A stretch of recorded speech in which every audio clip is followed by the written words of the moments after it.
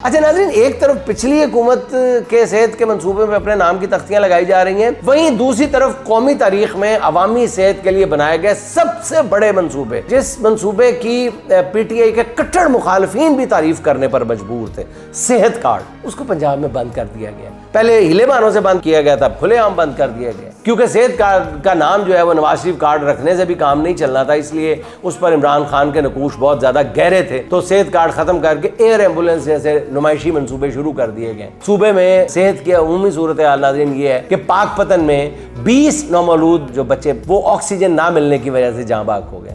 अब खबर आई है कि लाहौर के बड़े मेयो हॉस्पिटल में एयर कंडीशनिंग सिस्टम जो है वो मुकम्मल तौर पे खराब हो चुका है और मरीज रुल गए। एयर कंडीशनर की बजाय वहाँ पे पेडेस्टल फैन का इस्तेमाल किया जाए, हाथों वाली पखियाँ वहाँ पे लोग चला रहे हैं। मरीज, डॉक्टर, नर्सेज और दीगर अमला जो है शदीद गर्मी और अजियत का शिकार है। कुछ वार्ड्स में छत वाले पंखे भी खराब होकर बंद पड़े, कुछ अपने घरों से पेडेस्टल फैन लेकर आए हुए हैं। ये तो हालात है लाहौर के सबसे बड़े हॉस्पिटल के।